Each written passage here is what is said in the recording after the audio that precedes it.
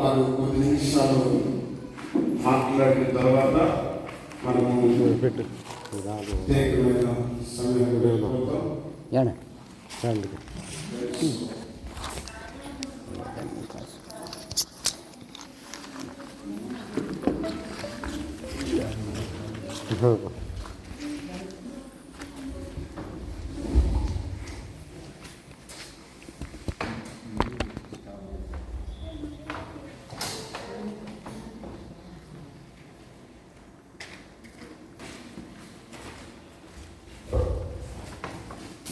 నా పేరు గంధం దేవతానం. ఇక్కడ నేను తెలిసిన వాళ్ళందరూ ఎవరో చేతులు ఎత్తండి. నేనంటే అందరు తెలుసా తెలియదా? తెలుసా తెలియదా? రైట్. కట్టుపల్లి యోహానంకులు మరి ఉన్న దినాలలో ప్రతి ఆదివారము ఆరాధనకు ఇక్కడ దేవుని వాక్యము ప్రకటించడానికి వచ్చేవారు. అప్పుడు సాల్మన్ గారు, యోహాన్ గారు, ముఖ్యంగా మా వెంకటేశ్వర గారు ముఖ్యంగా వారే ఆహారం అంతా సిద్ధం చేసేవారు. ఇక మా బామ్మాడికి జర్నీ ఉన్నాడు, ఆయన పల్లిపల్లి స్కూల్లో చదువుకునేవారు. వాళ్ళ అమ్మగారు, అయ్యా ఎట్లయ్యా నీకు పరిస్థితి అని, అమ్మా నువ్వు కన్నీళ్ళు పెట్టుకోవాకు, అబ్బాయి జీవితంలో దేవుడు గొప్ప కార్యాలు జరిగిస్తాడు అని చెప్పేవారు. ఈరోజు తెలుగు ప్రజలకు, తెలుగు క్రైస్తవ ప్రజలకు, ఆంధ్ర తెలంగాణ తెలుగు రాష్ట్రాలకు దేవుని జ్ఞానం, లోక జ్ఞానం కాదు, దేవుని జ్ఞానాన్ని పుస్తక రూపకంగా అనేకులకు సహాయపడుతూ ఉన్నారు. భార్యాభర్తలు కూడా వారంతో బిజీగా ఉంటారు. విజయవాడలో ఆంధ్ర ఆసుపత్రి పక్కన నెల్సన్ బైబిల్ బుక్ షాప్ అని ఉంటుంది. అలాగే క్రైస్తవ సత్యగ్రంథశాల అని ఉంటుంది. నేను రాయలసీమ నుండి ఎంత దూరం వచ్చినా భార్యాభర్తలు చక్కగా నన్ను చేరవేసి అన్ని విషయాలు తీసుకొని బస్సు ఎక్కేంత వరకు జర్నీ గారికి ఎన్ని పనులున్నా ఆయన మాకు ఎంతగానో సహాయకుడిగా ఉంటారు. ఎన్నోసార్లు చెప్పేవారు, మరి ఆ సహవాసం పోయింది, మరి ఎప్పుడైనా ఒకసారి పిలుసు అనేవారు. ఈలోపు మా అయ్యగారు, నేను బాలాడు వెళ్తున్నానంటే, నా అయ్యా బాలాడు కంటే నాకు ఇష్టము, నేను కూడా మీతో కలిసి వస్తాను అని వచ్చేసాను. ఇది అయ్యే సమయము, నేను కొద్ది నిమిషాలు మాత్రమే మాట్లాడాను. యెహోషువ గ్రంథం 24వ అధ్యాయము 15వ వచనం అన్నట్టు మా ఊరి పేరు చాలా గమ్మత్తుగా ఉంటుంది. అనంతపురం జిల్లాలో యాడికి అనే మండలం. ఎక్కడికి అంటాము కానీ యాడికి ఎందురా అనుకుంటారు. అది మండలం. యోహానంకులు గారి ఆధ్వర్యంలో మరి వ్యాన్ సువార్తలో ఆంధ్రప్రదేశ్ అంతా తిరిగేవాళ్ళు. 15 రోజులు వ్యాన్ సువార్త, 15 రోజులు ఇంటికాడ ఉండేవాళ్ళు. తర్వాత ఈ ప్రాంతంలో అక్కులు మరి ఎంతగానో వచ్చి ప్రయాసపడిన స్థలాలు ఈరోజు వెలువెలలాడిపోతున్నాయంటే మాకే వేదనకరంగా ఉంది. కనుక మరి ఈ మధ్య ఈ విధంగా రావడానికి నాకు ఇచ్చిన సమయాన్ని బట్టి ప్రభువుని స్తుతిస్తున్నాను. యెహోషువ గ్రంథం 24వ అధ్యాయము 15వ వచనము చదవండి ఎవరైనా. యెహోవాను సేవించుట మీ దృష్టికి కీడని తోచిన ఎడల మీరు ఎవరిని సేవించెదరో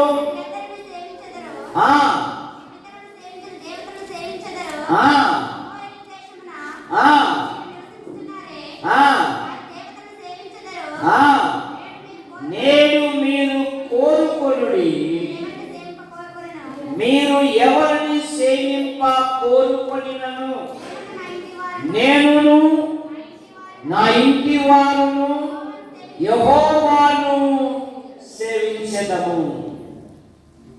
ఒక నాయకుడు ఇశ్రాయేలుల మధ్య, యెహోషువ మోషే పరిచారకుడు, ఇశ్రాయేలుల పక్షాన అమాలేకులతో యుద్ధం చేసిన వాడు, దేవుని గుడారంలో నుండి ఎదిగినవాడు, నిండు మనసుతో దేవుని వెంబడించినవాడు.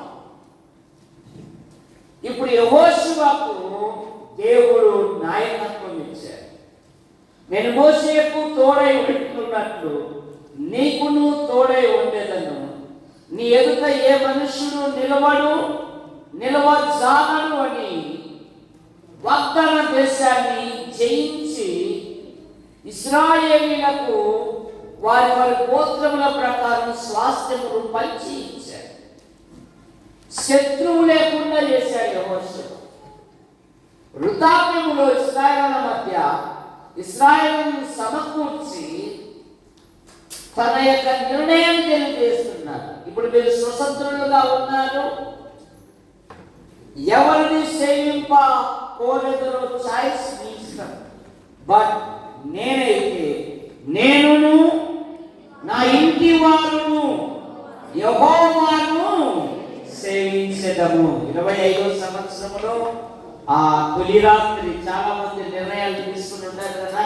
ఈ సంవత్సరమున నేను ఈ విధంగా జీవిస్తాను, ఈ విధంగా బతుకుతాను, ఈ విధంగా ఉంటాను, నా చెడు మానేస్తాను.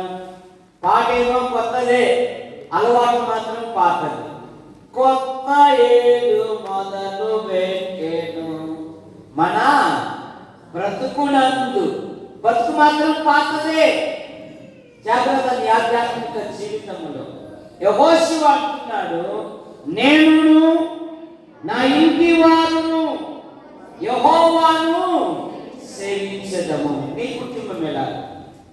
ఇది నాలో అనేక కుటుంబాలు చిన్న భిన్నం అవడానికి కారణం ఏమంటే ఆ కుటుంబాలలో ప్రార్థన లేకపోవడం, ఆ కుటుంబాలలో దేవుని వాక్యం లేకపోవడం, ఆ కుటుంబాలలో దేవుని సన్నిధికి రాకపోవడం. 2 సమూయేలు గ్రంథం 7వ అధ్యాయము 1వ వచనము, దావీదు కుటుంబీకులకును సౌలు కుటుంబీకులకును బహుకాలము యుద్ధము జరగగా దావీదు అంతకంతకు ప్రబలెను, సౌలు కుటుంబము అంతకంతకు నీరసిల్లెను. సౌలు కుటుంబం అంతకంతకు నీరసిల్లిపోతా ఉందంట. కారణమేమి?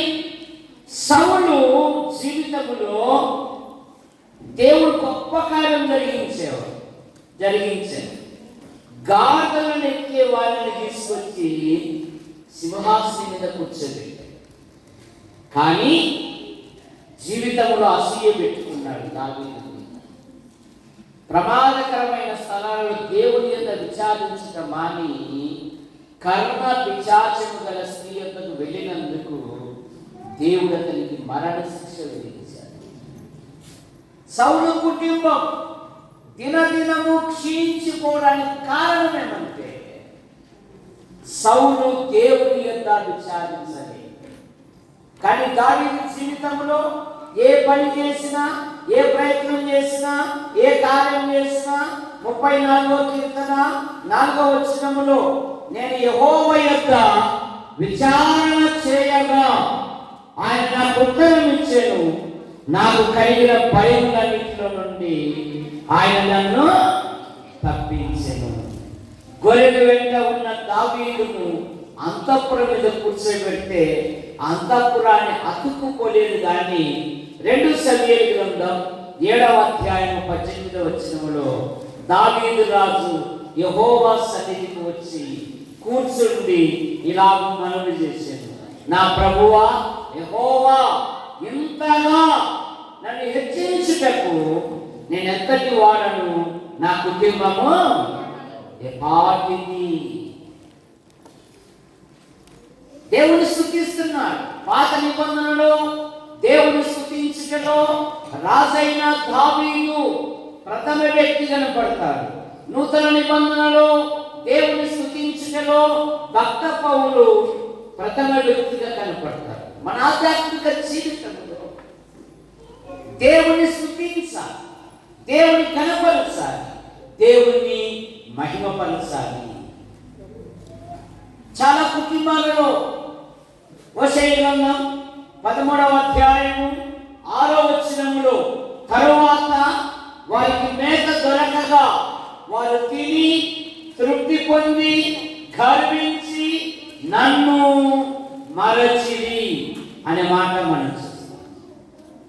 ఈ దినాలలో మానవుడు కాస్త గూడు దొరికాడు కళ్ళే, గూడంటే ఇల్లమ్మా, కాస్త గూడు దొరికాడు కళ్ళే, గూడంటే అన్నము, కాస్త గుడ్డ దొరికాడు కళ్ళే మానవుడు దేవుని మర్చిపోతూ ఉన్నాడు.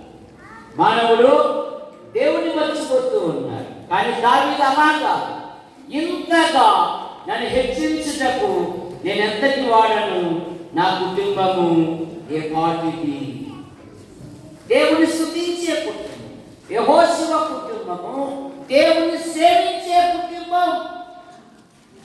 నీ ఆధ్యాత్మిక జీవితంలో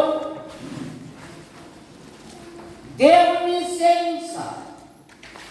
నీ కుటుంబంలో ఉదయకాల ప్రార్థన ఉండాలి, నీ కుటుంబంలో రాత్రికాల ప్రార్థన ఉండాలి, నీ కుటుంబంతో సహవాస కూడికలకు రావాలి.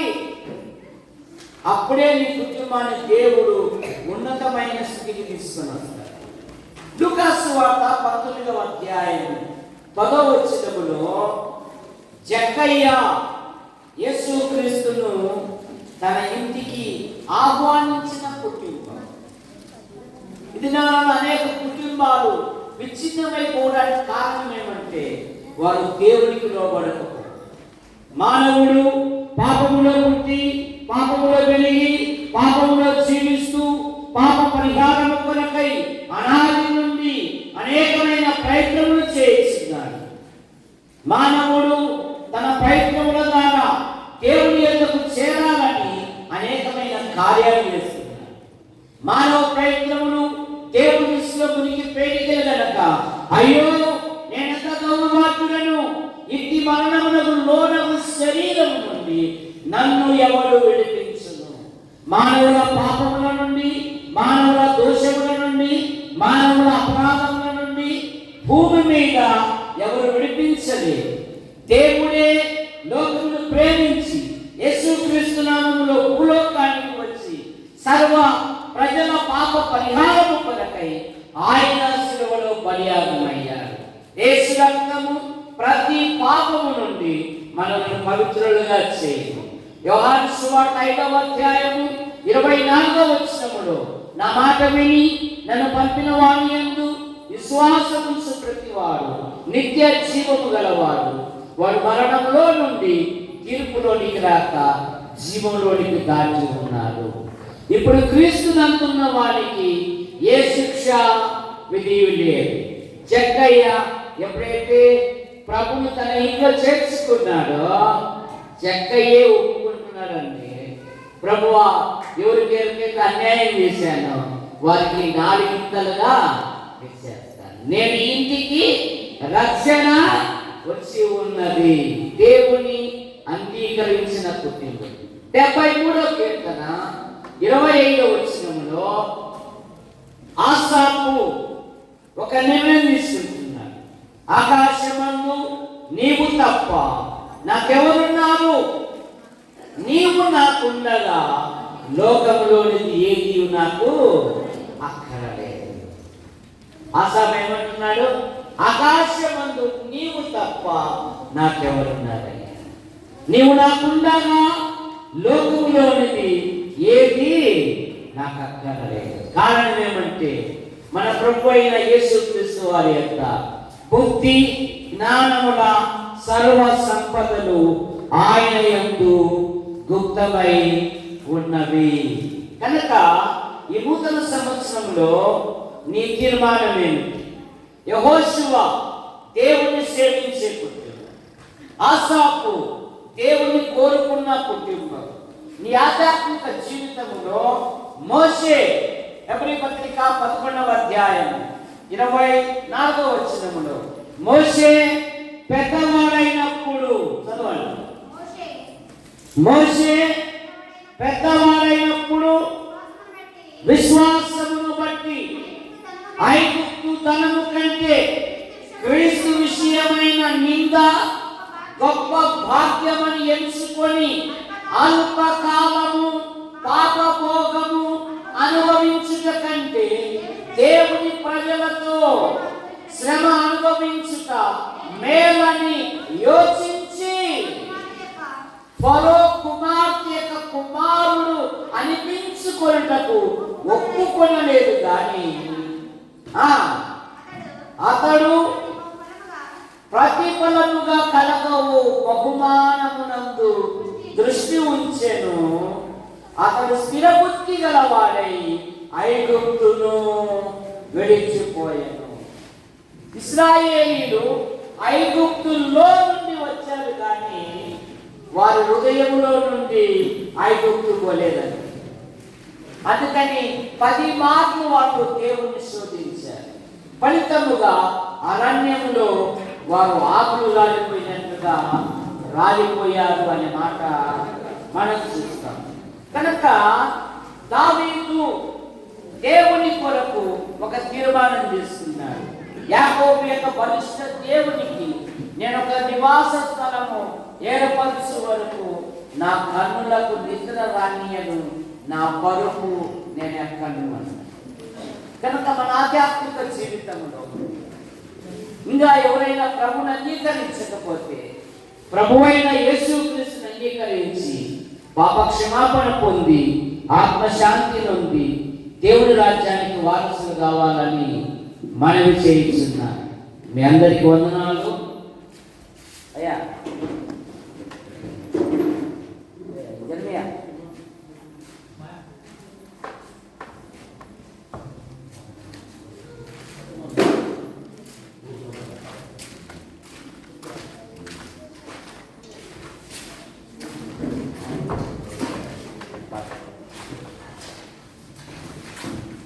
Praise the Lord. Hallelujah.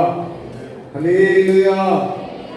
ఈ మాటలను వివరించిన సావుకు రేపు వందనాలు.